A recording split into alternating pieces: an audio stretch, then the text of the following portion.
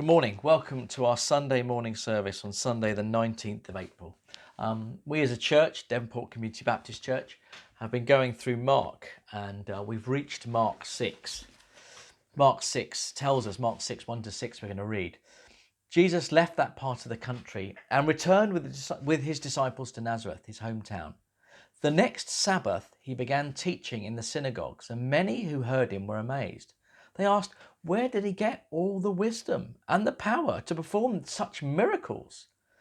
Then they scoffed. He's just a carpenter, the son of Mary, and the brother of James and Joseph, Judas and Simon, and his sisters live right here among us. And they were deeply offended and refused to believe him. Then Jesus told them, a prophet is honoured everywhere except in his own hometown and among his relatives and his own family. And because of their unbelief, he couldn't do any miracles among them, except to place his hands on a few sick people and to heal them. And he was amazed at their unbelief. What I'm going to do is I'm going to give you three different perspectives on that, and then ask a couple of questions after each one. What a roller coaster it's been. We've been with Jesus just a few months now, and we've seen so many amazing things. He calmed a storm. He's healed people who'd been possessed for years, cripples, brought by friends, the lame, blind people. And even when a woman just touched him, she was healed. And he raised a little girl from the dead. And he started teaching us these stories, just ordinary stuff. But when he explained these stories in private, they had such deep meaning. We were astounded. He had such wisdom. We don't know where it came from. And now we're going back to his hometown, Nazareth. We've been in Capernaum, where so much has happened. And we're going there to Nazareth. We've met some of the family before. And they seemed incredibly sceptical. What kind of reception would he get? His reputation, I know, went before him, and he was invited to preach at the local synagogue. We were expecting the usual reactions. Most people would love him, and the local teachers of the law and the Pharisees, they would soon question, what he was doing and who he was. And although they initially seemed amazed at his teaching, there was this air of cynicism. We were at the back and we started hearing these comments. Isn't that Jesus? Isn't that son of Mary? Isn't he just that handyman? What school did he go to? He didn't go to school, did he? Isn't that his family over there? His brothers? His sisters? Actually, as we think about it, wasn't Joseph his dad? Yeah, he was, wasn't he? That's right. Mary, the one who got pregnant before she was married. And his family, God, they're just ordinary. Who does he think he is? And the comments got louder and more critical until Jesus started to hear them. And you could see that he was getting frustrated, and he was cut off. What he was saying, just cut off in the middle. He said, prophets aren't welcome in their own country, in their family and their home.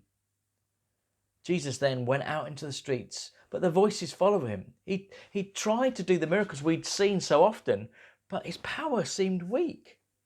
But only a few people were healed, well, which is pretty amazing itself, but actually didn't do the amazing things we'd seen elsewhere. And Jesus, well, when we spoke to him, he was utterly baffled by their lack of faith and their stubbornness. And so he quickly moved on to the outer towns to teach. Okay, that was the disciples' story. Why do you think, so two questions you can ask, maybe with friends or gather some family around you. Why do you think Jesus needed faith? Why do you think he needed that faith? And secondly, why do you think he didn't find any of that faith in his hometown? I've known Jesus since he was a boy, when he used to travel to Jerusalem. Jesus, his mum and dad, and his brothers and sisters, they would all travel with us. One time we lost Jesus, but he was soon found. He was in the temple with the scribes. He was always an odd boy, I'll be honest with you. We didn't know who his father was, but it wasn't Joseph. But Joseph treated him as if he was all like his other children, like his own boys and girls as well. He even took him into the family business. But a few months ago, Jesus started acting really weirdly. He met up with this John the Baptist guy that we'd heard about. And a few weeks later, he's travelling all around Capernaum, healing people, teaching people. And we started hearing these stories about him. His mother, Mary, came to me wondering what she should do. I counselled her to visit him and get him back here. And then my friend Jairus, who's a synagogue leader, he sent me this message saying Jesus has brought his daughter back from the dead. This Jesus, little boy from Nazareth, the son of Mary. And I'd heard that he'd even got 12 other people following him all around the villages. Who did he think he was? A rabbi like me? A few weeks ago, a rumour started circulating he was coming home. Well, I gave him permission to speak in the synagogue. What harm could it do? But while he was speaking, I could feel the mood turn. The crowd were asking these questions. Isn't that Jesus? Isn't he the son of the handyman? What authority does he have? Who does he think he is? And I began to wonder the same.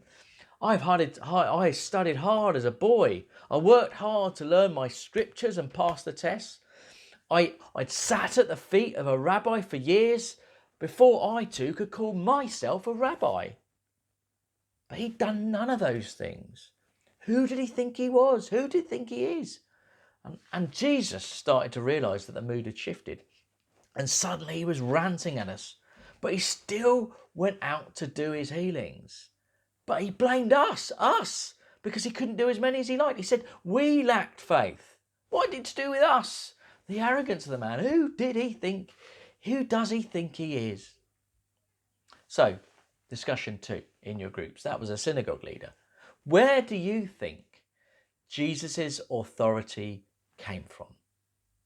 And have you ever been underestimated by people because they are familiar with you? Final story. All these days, all I hear is Jesus. If Mum mentions him once, she mentions him 20 times.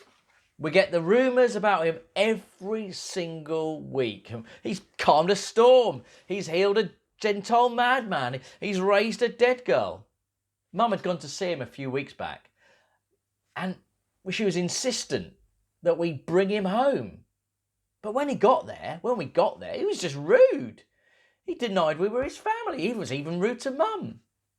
We think, possibly, that he might be possessed. But mad people don't heal people, do they?